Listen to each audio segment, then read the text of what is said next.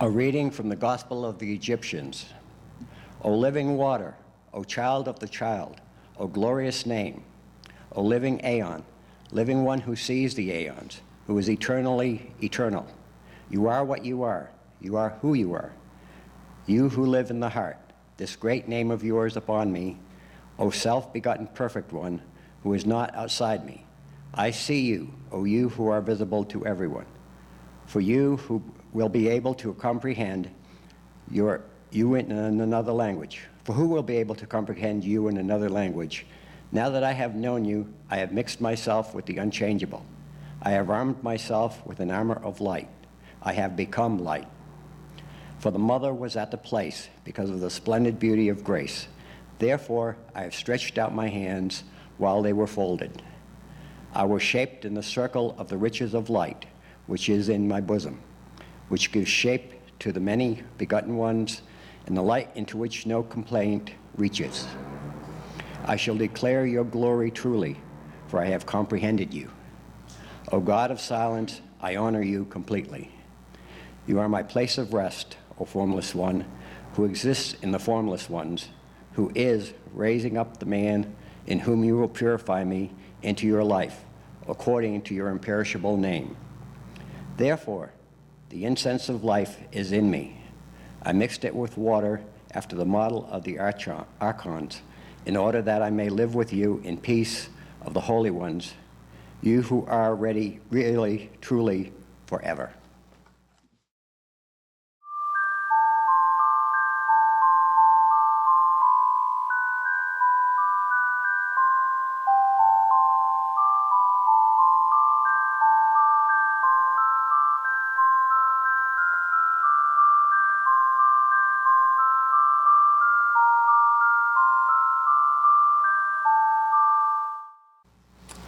This morning's reading is from the Prophecy of the New Covenant. Following the liturgical services, the man went to a hilltop to contemplate the events of the 17-day vigil of prayer and thanksgiving. And the voice born of heaven came to him in the loving spirit of Jamil, the child. God will not conceal himself henceforth. God has come down from heaven to speak to men and women in the light of his image. By his word they may know that his judgments, statutes, laws, and doctrines are good.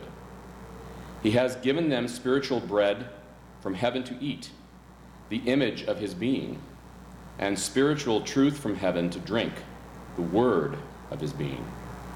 Let all dedicate themselves to God and turn from the world and its ways. Let the righteous who may be far from God look upon the image of his countenance and hold to the way, lest they be judged with the wicked. No nation, no person can ignore God's judgment, a judgment that is just and right and illuminates the whole universe. The righteous have prayed for this judgment. The wicked disbelieve it, but none should fear it. The races of the earth, being mortal, are cursed from the womb. They are under the powers of darkness, who first turned their ancestors away from God. But now, with the appearance of God's image and word, the righteous may turn to God's mercy and rejoice in their salvation. Darkness shall perish with God's presence. All wickedness shall be erased. Therefore, let the nations and peoples of the earth return to God's way, for he shall recover the remnant of those who love him, the living who are on earth, and all the spirits of the universe of being who have awaited his coming, and with it their rescue from darkness. And God shall give new life of soul to all spirits. Recalled by his word, they shall see his image, and out of his love for his created, God shall restore anew that which darkness has taken away. For he is the God of the living. He has never caused death to any living creature. Within the womb of his being, God will conceive new life for the righteous spirits who love him.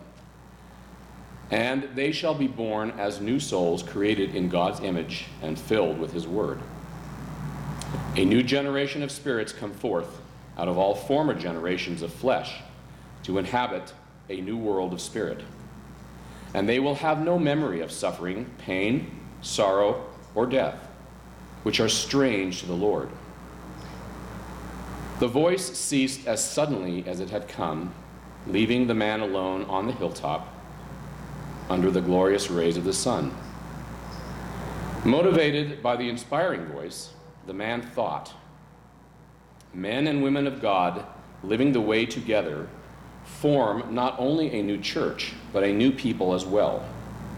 And within the new church, each person is required to be a cleric, living God's way under oath.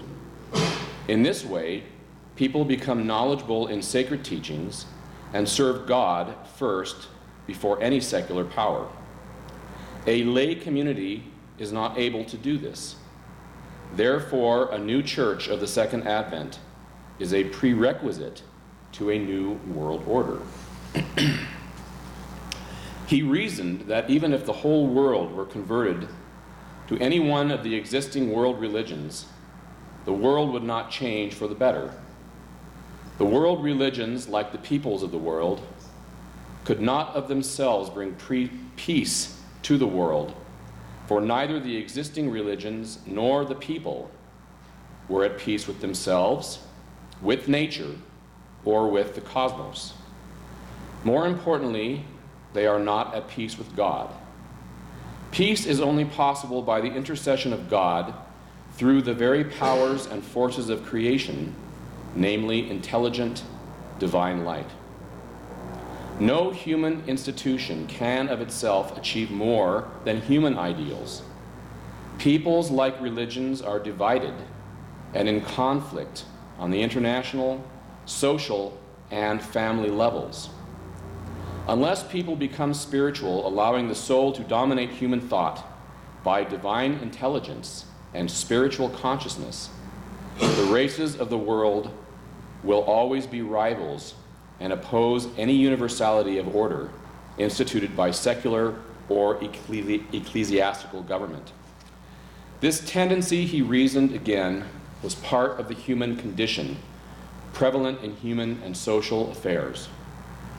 Only a divine power, a force manifest in the sun, indeed in all the suns and stars of the whole universe, acting upon people's inherent spiritual natures, could motivate them to spiritual ends and not to human ones.